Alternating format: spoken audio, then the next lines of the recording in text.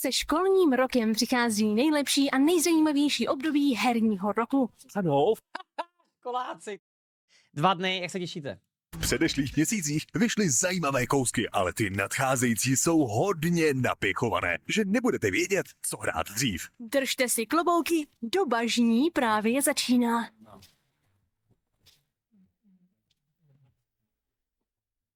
Not that the field of stars is so vast. Vesmír. Nasaďte si helmu, protože se vypravíme do dalekého vesmíru a mimo naši sluneční soustavu zažijeme velkolepé dobrodružství od tvůrců her The Elder Scrolls 5 Skyrim a Fallout 4. Ti po více než 25 letech přichází s novým světem, ve kterém můžeme být kým chceme. Objevit více než 1000 planet, navštívit rušná města, prohledávat nebezpečné základny, zdolávat divokou krajinu, pilotovat loď, velet posádce a užít si napínavé a nebezpečné souboje na planetách i ve vesmíru. V této megalomanské hře vyprávíte příběh vy se svou posádkou. Než začnete, upravíte si vzhled a určíte příběhové pozadí a vlastnosti. Budete zkušeným objevitelem, diplomatem, plíživým kyberrunnerem a nebo něčím úplně jiným. Napínavé souboje, jakoby napínavé souboje indeed, no. Napínavý v tom, jakoby co zase AI udělá. Ano. Volba je na vás. Rozhodněte se, kým budete a čím se stanete. A já bych chtěl být podavačem kafe na vesmírné lodi. Vše to zní opravdu skvěle a my držíme Todu Howardovi a jeho týmu palce, aby se Starfield povedl. Současně se ale bojíme chyb a problémů, kterými jsou hry od Bethesda Game Studios proslulé. Strach máme také z více než 1000 planet, aby to vývojáři s náhodně generovaným obsahem tak trochu nepřeháněli. Prostě budeme doufat. Yes. Ale by the way, jsem jediný, kdo má na ten Starfield takovej trochu jako negativní pohled po těch prvních 7 hodinách, to jo. Začátky jsou hrozný. No, já jsem fakt zvědavý, já jsem vážně zvědavý, prostě jestli jakoby to máme všichni stejný, protože Patrik taky, jo, protože já totiž jakoby fakt na onlineu a na Redditu, tak to všichni strašně chválej. Všichni. Jo, a já si připadám, že asi hrajeme každý jinou hru, jako jo.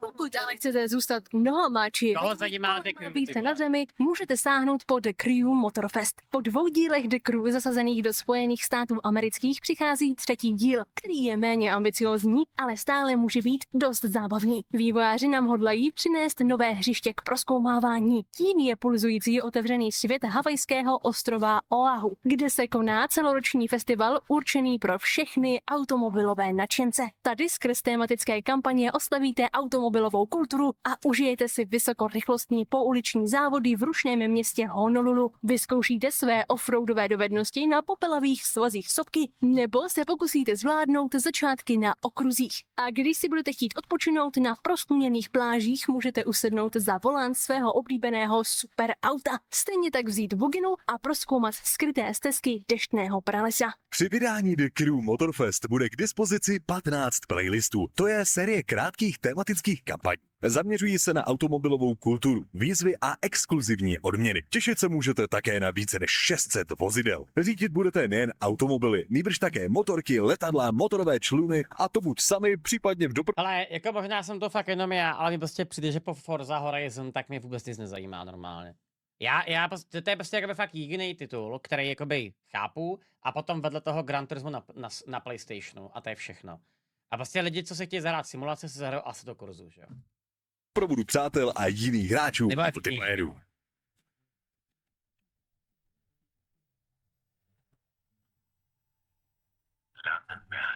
To je Stalker? Ne. A pokud jsou tyhle nová moderní auta na vás moc současné, možná si raději užijete Ad Infinitum, kde se vydáte do deštivých zákopů první světové války. Čeká vás boj s děsivými stvořeními, které sužují mysl německého vojáka. Zatímco jeho mysl zpracovává vzpomínky na rodný dům a frontové zákopy, musí hráč přerušit cyklus nekonečného utrpení. Horší má být, že hlavní hrdina nedokáže rozlišovat mezi noční můrou a realitou a musí bojovat o znovu získání kontroly nad interpretací vlastního života. To zní až moc filozoficky.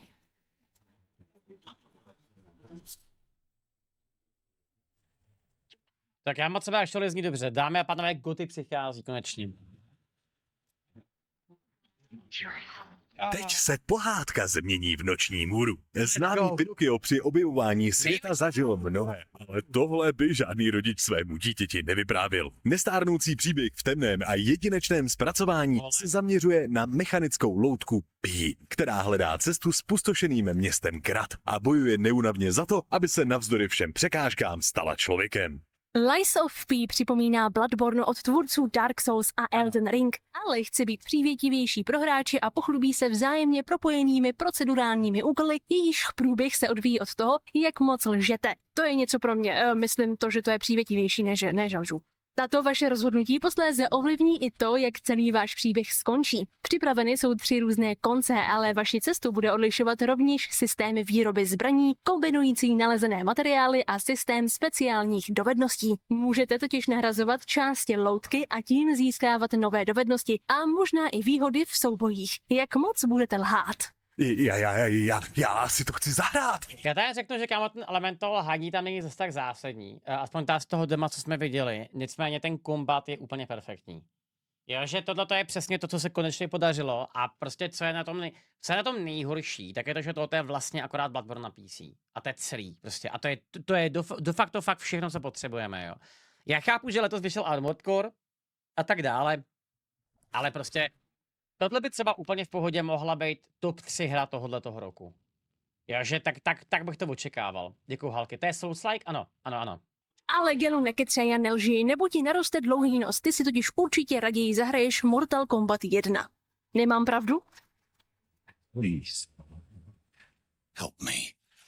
Je to tak. Takže 19. září, jo. Napište mi to prosím vás do kalendáře, Vajco. 19. září, Lies of P. Z temného světa se totiž přesouváme ještě do brutálnějšího světa. Tím je takové nepokračování Mortal Kombatu. Krvavá bojovka zve všechny nadšence do znovu zrozeného univerza, který stvořil bůh ohně Liu Kang. Známí hrdinové a padouši vstupují do nové éry. Jistí si budeme moct být pouze tím, že krví a nechutnými záběry se ani v tomhle díle nebude šetřit. Hodně lákavý je nový bojový systém, fatality a cameo bojovníci, kteří vám během boje budou moct pomáhat. You have chosen to defy peace.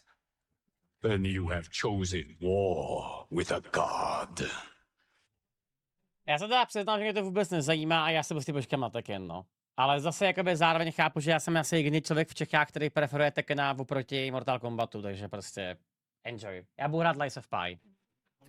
Man of War 2 láká na možnost prožít válku jako nikdy předtím. V pokračování známé real-time strategie se podíváme do období druhé světové války a z ptačí perspektivy budeme rozdávat vzkazy jak pěchotě a vozidlům, tak letectvu. Své vojáky povedeme do intenzivních bitev na západních a východních frontách, a to v kampani s filmovým příběhem pro jednoho hráče i v multiplayerových režimech. Budete hrát za spojence a Sověty proti vojenské velmoci Třetí říše. Od prvních zoufalých a brutálních bitev druhé světové války po přesvědčivá vítězství na cestě do Berlína.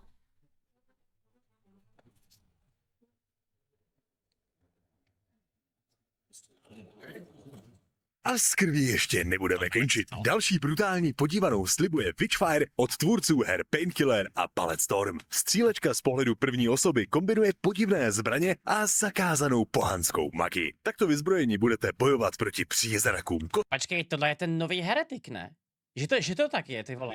a nejrůznějším příšerám, které se vám postaví do cesty při lovu mocné čarodějnice. Ta drží klíč k vaší záchraně. Boje mají být náročné a uspokojivé zároveň. Hra startuje v předběžném přístupu na Epic Games Store. Plná verze by měla vyjít za 12 až 16 měsíců. Tvůrci si dělají zálusk také na vydání konzolových verzí.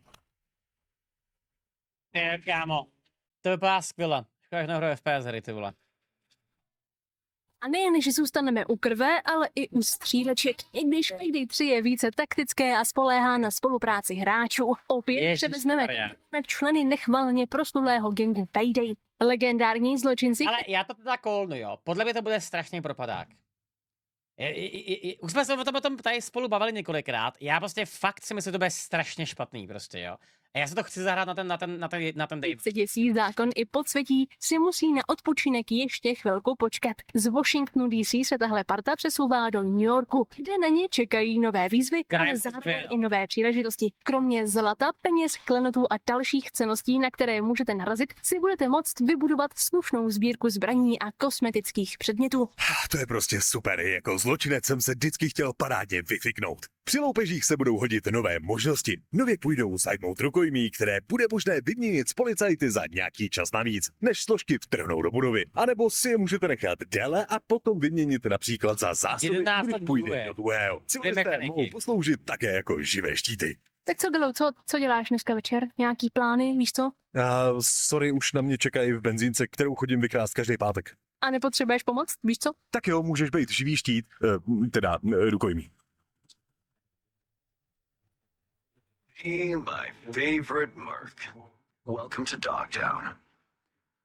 Tak to ti děkuju, já si radši půjdu něco zahrát, víš co? Třeba Cyberpunk 2077 Phantom Liberty, až teda vyjde. Trvalo to dlouho, ale nakonec je příběhové rozšíření pro Cyberpunk tady. Je první a zároveň poslední. Jako kyberneticky vylepšený žoldák ví se vydáváme na riskantní misi plnou špionáže a intrik, abychom zachránili prezidentku NUSA.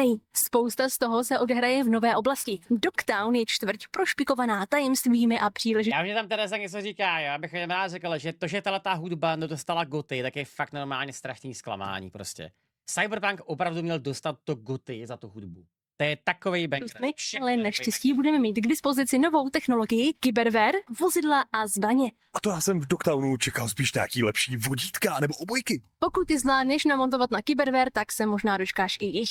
Chápeš to? Třeba pejsci budou mít vlastní kyberware. To sice v původní hře nebylo, ale co by tam mělo zůstat, jsou naše rozhodnutí a dopad nejen na osud postav kolem nás, ale i na náš život. CD Projekt Red si od vydání Cyberpunku 2077 prošel mnohým. Tak doufejme, že Phantom Liberty se ctí uzavře tuhle kapitolu. Okay. No, mě kámo hlavně zajímá, jak to bude zajímavý na Twitchi, no. I protože já bych se to strašně chtěl zahrát, ale já se obávám, že to bude strašlivě, prostě strašlivý průser, no. Cyberpunk už byl sám o sobě jakoby tragédie v té době, když to vycházelo. Tak uvidíme, jak to bude vypadat u tohohle, no. Zdravím. Já se bojím, že Poláci dají hřebíček do rák vlastním propouštěním. Ne, já si myslím, že to kámo bude náhodou super. Jako podle mě to bude kámo náhodou super. Akorát prostě ty si to chceš zahrát celý od začátku, protože celá ta hra je předělaná, že jo? A teďko je prostě jakoby velkou otázku, jak to bude vypadat, no. Uvidíme. I'm ready. Get this show on the road.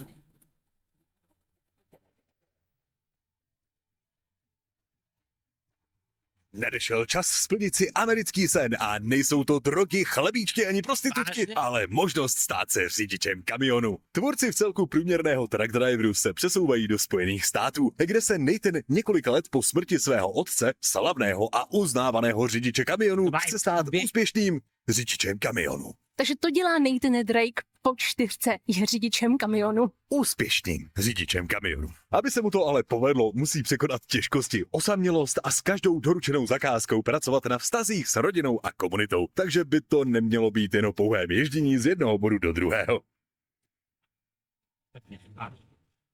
Okay. Ale víte, co bude přecházet z jednoho bodu do druhého? Fotbalový míč v EA Sports FC24. Tak já mám na to jsem úplně zapomněl. A teďka, ať se říká, kdo chce, co chce, tohle bude strašně zásadní titul pro EA. Protože mě vážně zajímá, jakoby jak moc lidi zvládnou to, že se to nemenuje FIFA. Fakt jsem na to zvědavý na tohleto.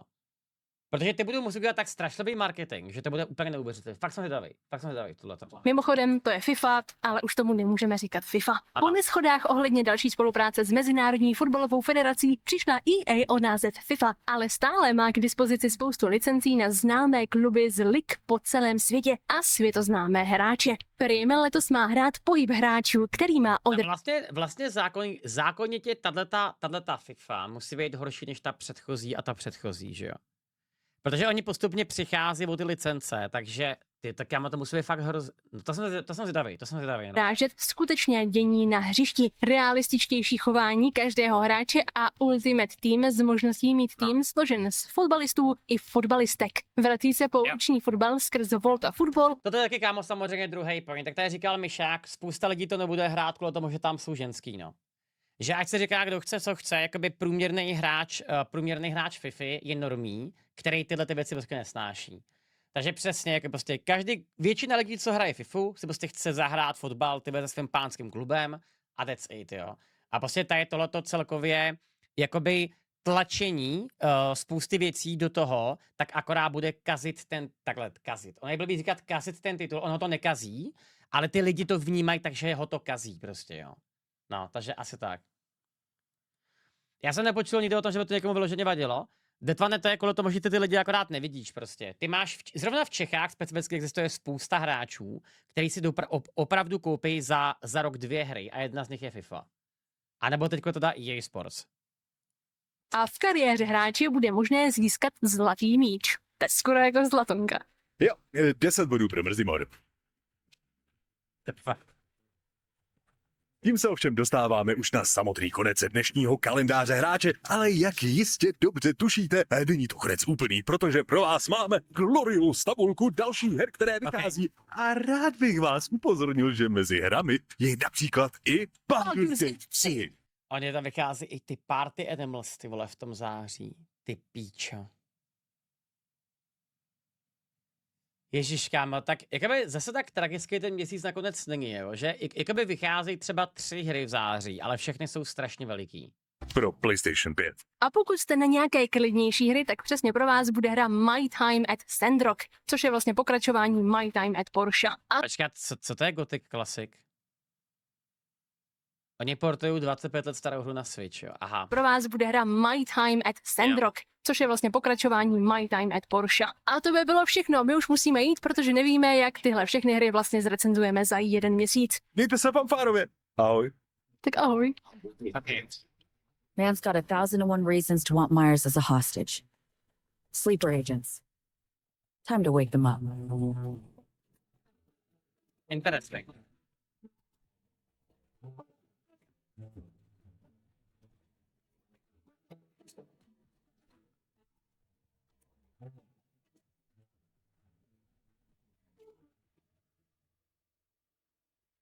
Tak děkujeme Indiánům za zářijový přehled, takže to je teďka velká otázka, jo. Kdybych to jakoby skrnul za mě, tak to je začátek září je teďko Starfield, to je jasný. Tam se uvidí, jak dlouho nám to vydrží, podle mě pár dní. Potom je teda hodně dlouho nic. Pak je Lies of Pi, to je za 2 týdny. A po Lies of Pi tak vychází ten Payday, to je 21, myslím. Ten Payday a potom 26. Cyberpunk, no. To jsem zvědavej, no. To jsem zvědavej. A do toho, kámo, ještě začínají ty slovenský volby, ty vole. To bude děs. To bude děsný tohleto. Tak uvidíme, jak to v září zvládnem. Pro mě akorát Starfield to se programu si nezajímá. No, já si taky prostě myslím, že tak jakoby bude u většiny lidí. Ale tak kámo, zrovna jakoby ty Lies of Pi jsou hustý. Jo a to ještě v Hearthstoneu jsou teďko nově Caverns of Time. Já mám by the way pro vás od Blizzardu nějaký bundly, který musím rozdat. A potom ještě vychází ten heroický Tavern Brawl, ano. Že ono je toho vážně dost, jakože fakt jakoby reálně toho contentu jako na to září je spousta. No a pak říjen, tam se z toho posereme úplně všichni.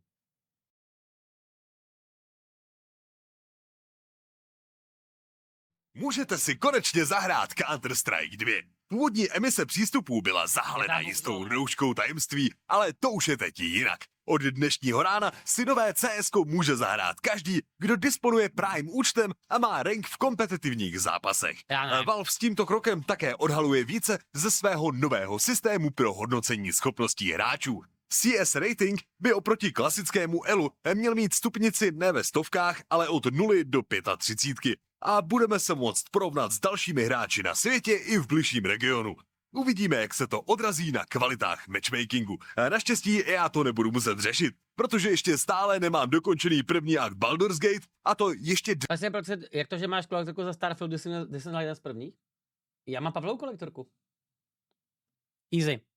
A už mám dokonce napárovaný hodinky. A teda čete musím se přiznat, upřímně vypadají strašně zajímavě. Ale to napojení To napojení mi bohužel nefunguje. Ale jako takový sportovní hodinky, to není jako třeba vůbec špatný tohleto. To se povedle. Dnes musím pořádně roztočit Starfield. Doufám, že všech 1000 jeho planet bude ještě nabitějších než tato epizoda 90 vteřin. Určitě.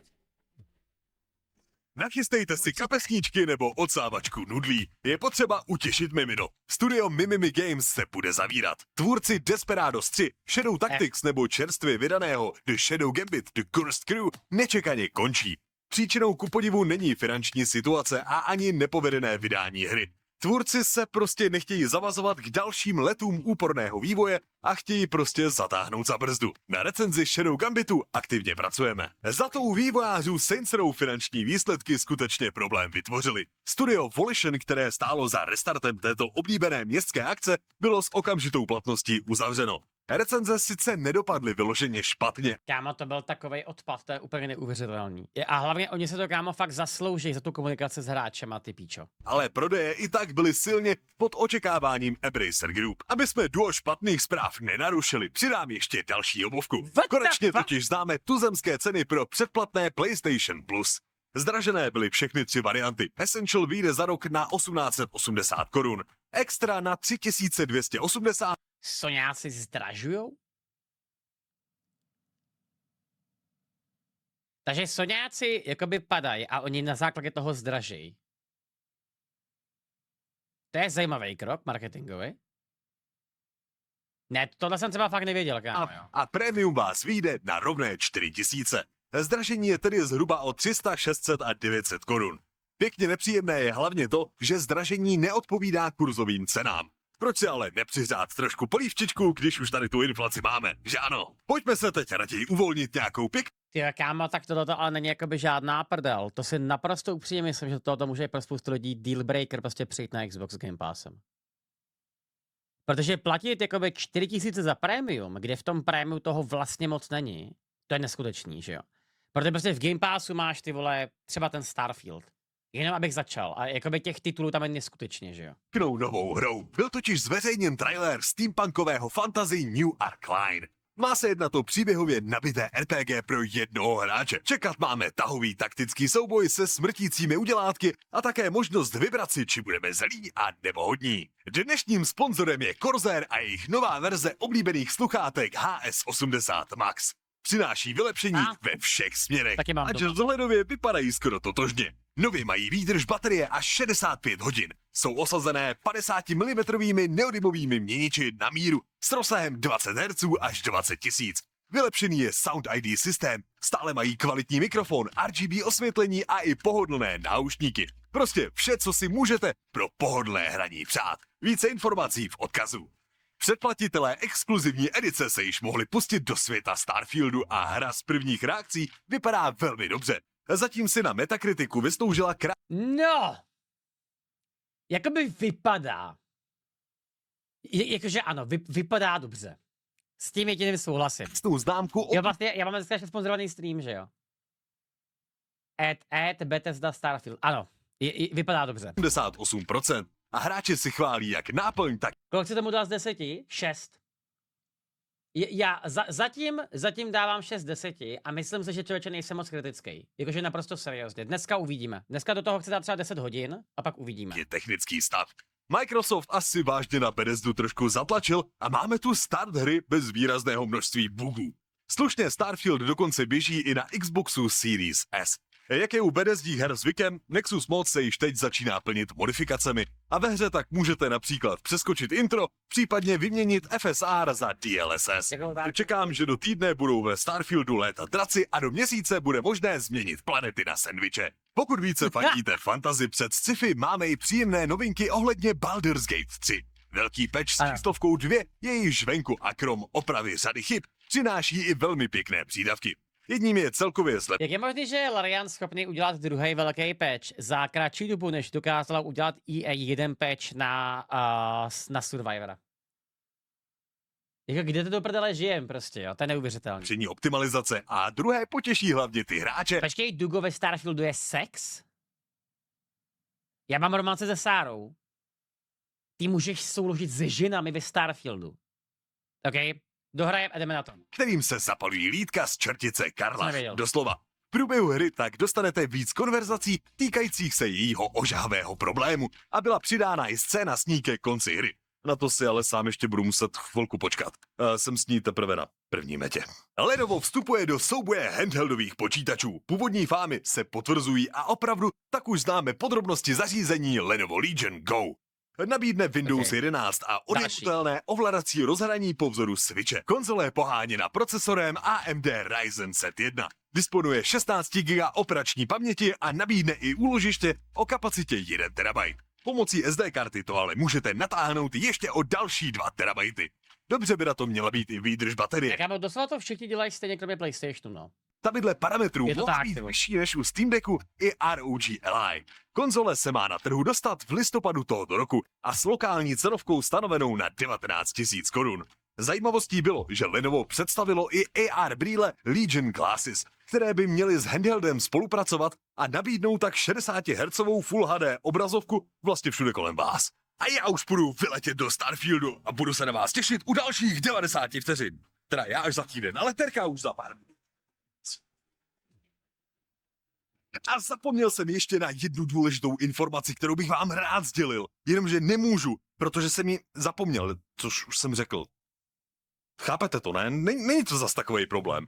Ano. Prostě asi já nevím, koukněte se možná na Fiolu v stream Starfieldu a nechte mi prostor, já potřebuju tu hru taky jako hrát, tak jako začínám, tak abych šel, ne? Děkujem, Gelu. Tak, Vajco, prosím tě, piš to, nebo Myšáku, pište to, jo.